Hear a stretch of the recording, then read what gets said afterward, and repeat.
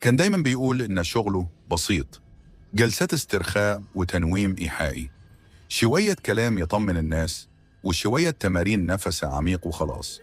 اسمه ياسر الكيلاني، عنده مكتب صغير في عمارة قديمة في مدينة نصر، والمكان هادي زيادة عن اللزوم، لدرجة إنك ممكن تسمع صوت عقارب الساعة وهي بتتحرك. في يوم جاله اتصال من بنت اسمها ريم، صوتها كان واطي ومهزوز. قالت له إنها مش عارفة تنام بقالها أسابيع، وكل ما تيجي تغمض عينيها تحس إن في حد واقف عند باب أوضتها.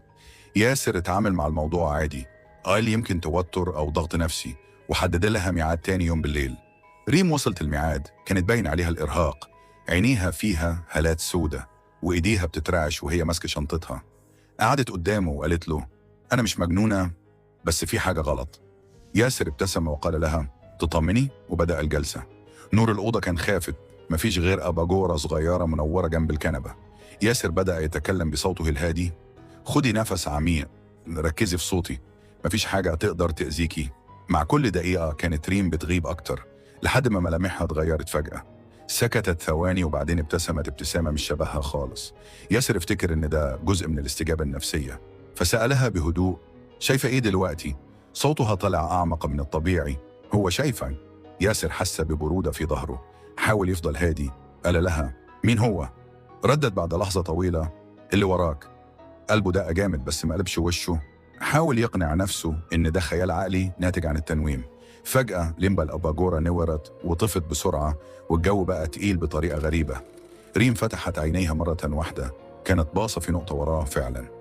ياسر استجمع شجاعته ولف ببطء. مفيش حد، بس وهو بيرجع يبص لها لقاها واقفة قدامه، مع إنه متأكد إنها كانت قاعدة من ثانية. همست له، هو مش بيحب اللي بيسأل عليه.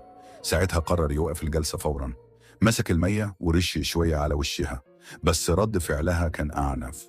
صرخت صرخة خلت صوتها يرن في العمارة كلها، وبعدين سكتت فجأة كأن حد قفل زرار. وقعت على الكنبة كأنها فقدت الوعي. ياسر اتصل بالإسعاف وإيده بتترعش. لما الإسعاف وصل كانت ريم فاقت عادي جدا ومش فاكرة أي حاجة من اللي حصل. قبل ما تمشي بصت له وقالت بابتسامة هادية: هو قالك إيه؟ ياسر اتجمد في مكانه، لأن هو الوحيد اللي كان بيسأل، محدش غيره. من اليوم ده ياسر بطل شغل الجلسات. المكتب مقفول بقاله شهور، والجيران بيقولوا إنهم ساعات بيسمعوا صوت حد بيتكلم جوه، رغم إن المكان فاضي.